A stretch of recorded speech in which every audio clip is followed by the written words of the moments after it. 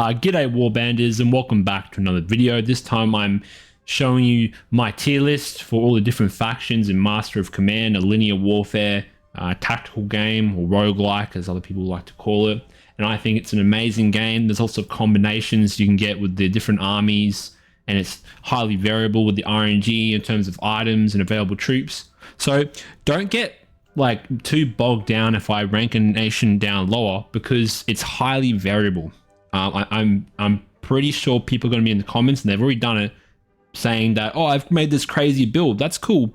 But I'm talking about the overall nation, if it's powerful, okay, for new players, and also just how easy it is to get going in the snowball, okay? Because Master of Command is all about snowballing or getting as powerful as possible in the shortest amount of time possible. And that's what I'm sort of basing my ranking on. Now, I've played all the factions, and the one that I have the least experience in probably is Prussia, but I have played like a little bit, and I know, how they work, but there's probably builds out there that make them stronger, so you might be surprised with the rating. But again, if you disagree with my assessment here, go ahead in the comments and try and convince me. I'm okay if you disagree, because strategy games, there's multiple ways to play the game. Others more optimal than others, but that's fine, because it's okay to play. It's a single player game. It's not like, we have to beat somebody. It's like an AI, so that's totally fine, but we'll get straight into it. So the first one, and I'm really torn on this with UK, because it's either A tier or S tier, and I don't think they're S tier, simply because there's other factions that you're able to just get way more damage or win battles quicker. So it's either S tier or A tier. I'm going to have to put an A tier. Now, UK is very good because you have great shooting. You have a great early comps in terms of, your composition of units. So you have more elite units starting out. So you have no recruits to deal with. So your early game is going to be pretty sweet, because you're not going to be able, you could be able to like just roll any patrol army in Act 1, because they're all going to be like just low level troops that you can deal with. And yeah, as I said before, very good shooting, very great for new players, because you don't really have to worry about certain units being bad, because all your units are just good when they level up, and you just get better and better and just turn into elite units. And you have good melee, like your Scottish troops, and you also have your Hanoverians, but you're fewer in number, so you have less troops. But that doesn't really matter, because elite armies in this game are more powerful than horde armies, so you just stomp. Okay, your drilling bonus allows you to get quickly to elite status, or more veterancy. But again, with their veterancy, with their drilling bonus, you're standing still, and that gives your HQ, the enemy HQ, more time to come after you. So you got to make that decision whether do you want to take more fights or do you want to drill. And I think drilling is good for UK, because you want to get those units to like high level, your redcoats, right? Your main redcoat units, and also their grenadiers are pretty good. Sometimes, in Master of Command, having larger numbers isn't necessarily helpful, because you're only going to have like a small frontage, right? You're not going to be able to fit everybody in. Of course, you can have reserves, but your reserves are sitting there waiting to get in, so it might not be helpful. But then again, reserves can be used for melee, to charge in when your units are shooting, so it's pretty good. The only downside I think about UK is that their cav is kind of bad. Like, their cavalry is just not going to be as good as the other factions. I'm pretty sure they don't have any heavy cav, and heavy cav's pretty dominant, I think, in this game. Of course, there's other strategies you can play with light cav and Cossacks, but I think heavy cav is the strongest cavalry unit in the game, simply in terms of damage. Okay, because I think this game, you want to have lots of damage, and I think heavy cav is the best option. And for UK, they don't have a lot of good cavs, so that sort of brings them down a bit. Also, their arty's pretty normal, so that's why I'm putting them in A tier, simply because their cav is just kind of bad. With dragoons, like, tell me in the comments, is dragoons pretty good? Because I find them very micro intensive, and if you're not watching and pausing a lot, then they could just get minced by one volley. And also, I'm basing my ranking also on brutal difficulty and a little bit of legendary. Okay, I'm not basing it on casual mode or whatever. So, it's going to be a little bit variable depending on the difficulty you're playing at.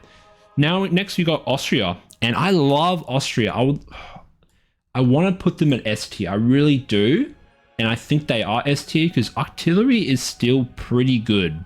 Okay, even when it's been nerfed, you know, just having a unit, like units that can deal damage without you interacting with the AI or opponent, like you're not taking casualties while doing so, is a very powerful tool in this type of game, right? And artillery is the best in Austria because once you get that Dutch field artillery or, you know, those bigger guns, like you're going ham, right? And you can have a whole core of artillery just doing lots of damage. You also, your army, for the new players, this army is very good because you have lots of diversity. You can go in multiple, you know, specializations. So you can go into light infantry, you can go into line infantry with your Hungarians, your melee units. You can go into light cav. I'm pretty sure if you spec up with items and your veteran Hungarian cav is going to be the best light cav in the game because you're so fast and you can go around just like eat up all the AI arty. It's kind of fun, right? So that's why I like Austria a lot. I might be biased because they're like my most played faction right now, but it's a toss-up between, I'll probably readjust this to Austria because I think France is better because I think Cav is pretty dominant still. Okay, you can make shooting, like I think shooting and Cav, like there's a battle going on. I don't know which one is better at the moment in terms of the math. But yeah, I think Austria is a good place. Their Grenzer sharpshooters are the best light infantry in the game. And light infantry is really good because you can soak up a lot of damage from the enemy line infantry that's coming at you in the terms of numbers. So, you know, again, that diversity diversity is our strength, you know, like this is good for new players. But their morale's kind of bad in the beginning. And yeah, again, you're good at everything, but you're master of like one or two things. You're not like really, really, really good. Like you got artillery that's really good, but like, you know, all your other units are like kind of playing catch up with, like a lot of your units playing catch up with other factions, right? So you got to be careful about your army comp. But I think if you go with artillery and Hungarian cav and some light infantry, you're going to go pretty sweet with this. I think you could spam arty and line infantry and get away with Austria and win on legendary or brutal mode because the arty is still pretty good. Now we've got France, which is a very interesting one because I've been playing them very recently. And I think, you know, just spamming lots of heavy cav, especially with your royal household army comp, that gives you a 20% morale bonus to your heavy cav, which makes them even stronger. So I think they're S tier at the moment because I've made videos where they're just recruits where I'm charging them down in my sort of experience, but I've not even leveled them up and they're just killing enemy units that are, you know, in frontal charges with royal heavy cavalry.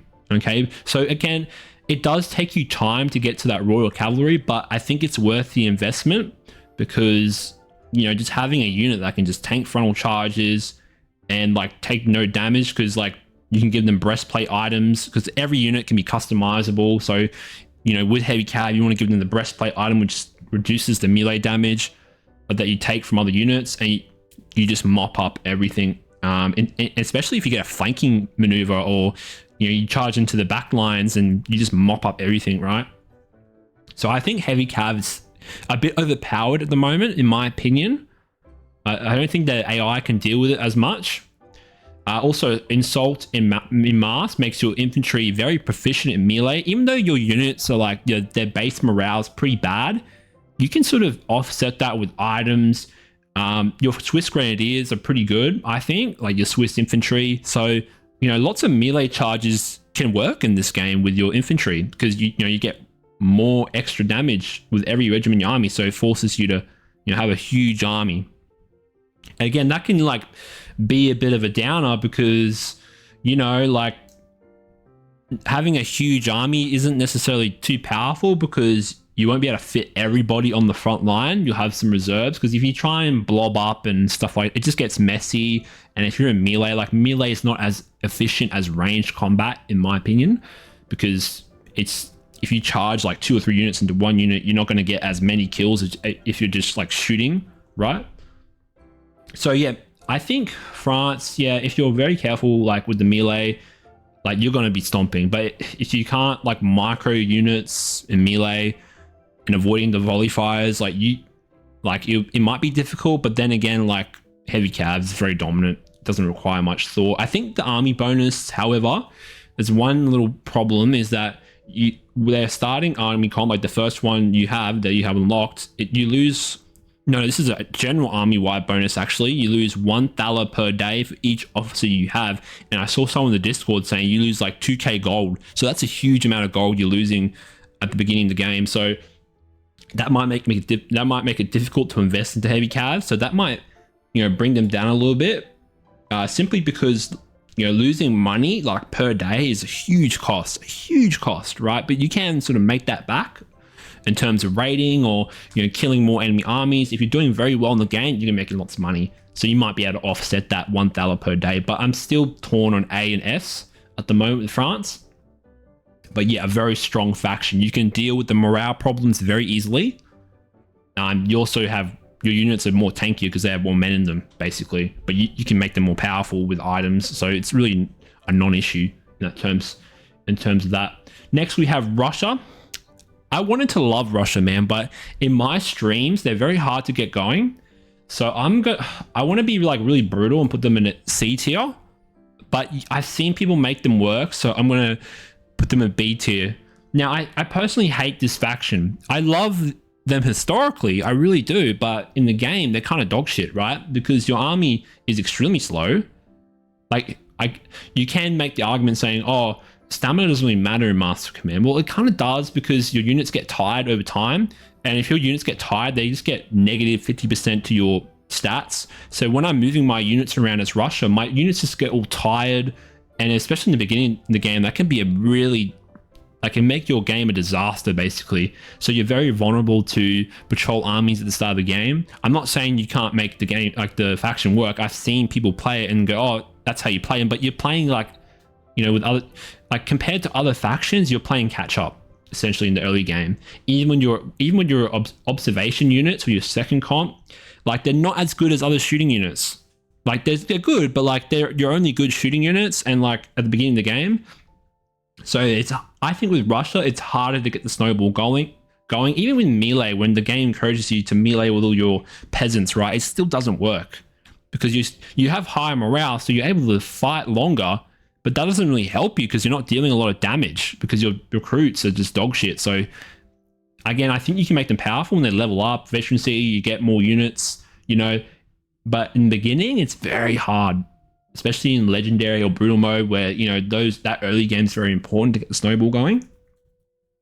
And I just think generally, as I said before, that shooting is better than melee because melee is just less efficient, because with shooting you can get free kills, with arty you can get free kills without taking casualties. So shooting factions like Britain or France, I think France has decent shooting, it's okay, and Austria with their light infantry, good shooting as well. So you really you don't have a lot of good shooting options, okay? So that's why I'm putting them very low. Also, their hungry bear bonus gives them a lot of resources. So raiding was nerfed recently, but raiding's still good with Russia because you just raid really fast with that bonus. That's called hungry bear. But it's not as good as it was before. And I've heard the Cossack comp is very good, but again, are Cossacks better than Royal Heavy Cavalry? I'm not sure. Because in terms of heavy cav, you're able to just tank more damage, deal way more damage than light cav. I find light cav very useful for baiting and going after weak formations, like really weak formations, or going after other light cav or arty. So I find light cav's a bit more of a utility thing, and your heavy cav's more of your damage dealing unit that can just tank the morale and everything. But I'm pretty sure with Cossacks you can level them up, put more items. But then again, we're making the argument here saying, oh, how much investment do we want to make for this unit to be really good? And I just don't think the investment for Cossacks is hugely, you're not getting as much as heavy cav in France. So that's just my opinion though. So if you disagree with that, please tell me in the comments, and I'm happy to hear it, happy to be convinced, because I haven't played Cossacks yet. But from what I've seen, why would you, you can just play France instead and just go heavy cav. But again, I'm happy with people playing different ways to me, and that's great, because that's what makes a great game, is that we can all play different ways. And you know, you want to play Russia, like they're dog shit, but like, you know, you can still make them work. And then we got Prussia, which I think it's it's better than Russia, obviously, but again, you're playing catch up with other factions. Like, I don't think they're as good as Britain or France or Austria. I think France is better than Austria, in my opinion. I have to test with Artie, but it doesn't matter. So we have Prussia. I'll admit, guys, this is my least played faction. I have played them a little bit, but I find them very one-dimensional with its focus on heavy infantry, infantry. And with games like this, it's very hard to make factions different when they use the same units and equipment. So it's hard to find like a niche with Prussia.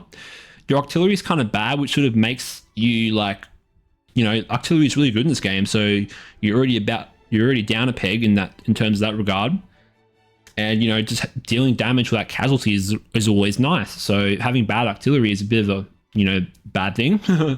But you have one of the best heavy infantry units in the game, like your grenadiers, your Prussian grenadiers, your life guards.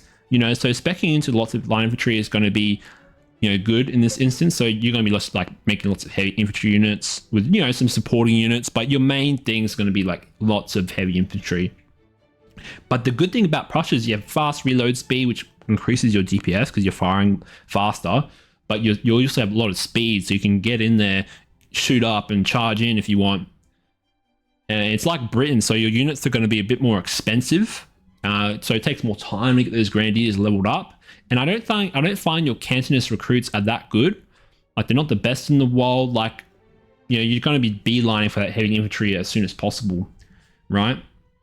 And your army bonus, the Junker aristocracy, I just don't think it's a good bonus, the army bonus, because like compared to other bonuses like more range or extremely good drilling or really good raiding, like I don't find Junker aristocracy that good. Like, officers do make an impact, but like compared to others, it's not as strong in my opinion. Okay, because your officers, they take time to level up, and it's nice to level up faster, but officers are very RNG in terms of their traits, and you could get some bad traits that don't really help you. So that might be, a bad thing. And I think one of the good core, like the good army core, the good comp is their old core comp, because like this buff, as I think I said this before, but it buffs your heavy infantry even further, like 20%, which is huge. So again, this faction really incentivizes you to go after your grenadiers, your heavy infantry, and just like ignore everything else, in my opinion. But then again, I might be missing things there. I might be like too one-dimensional in that terms of that analysis there. So if you're making other builds work with Prussia, please tell me. I'd love to hear it. But yeah, guys, that's my tier list. I probably made people mad because there's some factions here that there might be their favorites, and I'm trashing them, but I'm not trashing every faction too much. They all have this is the good thing about Master of Command, is that all the factions are pretty different and how they interact with the game. Now, I'm going to make a controversial decision and probably put France S tier and Austria just behind France, because artillery has recently been nerfed, and I've only been spamming artillery before it was nerfed, so I don't know how powerful it is now when you spam it. But in my sort of theories, artillery is always going to be a powerful unit. I'm trying to future-proof this as much as possible, where I'm recommending factions based on their overall tactics and their units, right? And having artillery is always going to be a good bet for Austria, so that's why they're in S tier. So again, if you disagree, tell me in the comments. But yeah, guys, I hope you enjoyed the video. G'day warbanders, and thanks for watching the video. I really appreciate it. If you want to support me, please like and subscribe and tell me your thoughts about the video. It pushes my video more into the algorithm, which is what I want, and also how you can help me the most. But if you're more inclined, you can support me through my Buy Me a Coffee link in my channel description, or by signing up for a YouTube membership where I give out custom emojis and early access to videos I'm making. But yeah, guys, thanks for watching. I'll see you in the next video.